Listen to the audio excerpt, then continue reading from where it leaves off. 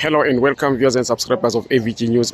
Only see the son of Ngobe is my name. You will know that we have posted 2 videos about the extension of the Zimbabwe exemption permit. Now we have promised that we will come back and give you responses to what this means to the various categories of ZEP holders. You know that there are people who have applied for waivers and they've been granted those waivers.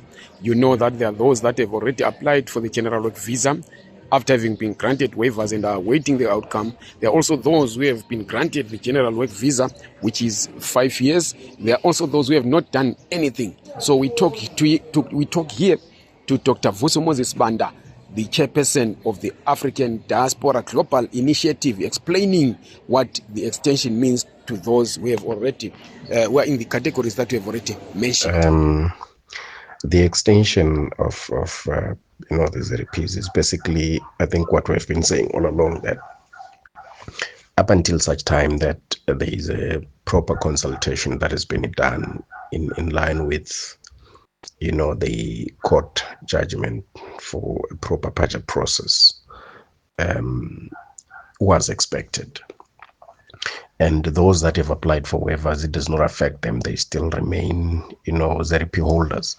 The only people that might be affected are those that have already migrated from ZEP to other, to other visas.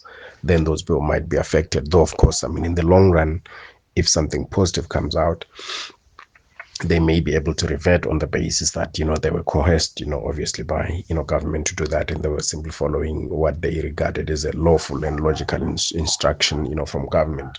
So those that are still waiting, the outcome, for their general work visas, they still regard themselves as, ZEP holders without any doubt, and therefore should be regarded and treated as such. So I think that whether somebody has been granted a waiver or not, whether somebody has applied for another visa and that hasn't come out, they should always remain and regard themselves as ZEP holders, because in general, the rights of ZEP holders still accrue to them because they do not get any other visa, except for those that probably have fully migrated. There might be a challenge for them to go back, but only provided that there are no better rights that have accrued or been issued in the new visa. So all what we're saying is basically that in the long run, as you can see, that time has progressed from 2021, now we're in 2025, and this continues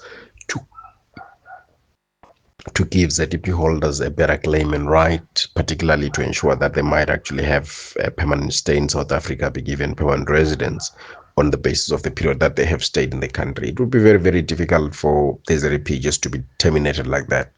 But in fact, I think what is going to happen is basically that something in the long run will end up being given to them, because you can imagine now, being 2025, we're looking at almost 15 to 16 years, while people continue to reside in South Africa. You just don't terminate those kind of people and decide to say that they can no longer reside in South Africa. Thank you.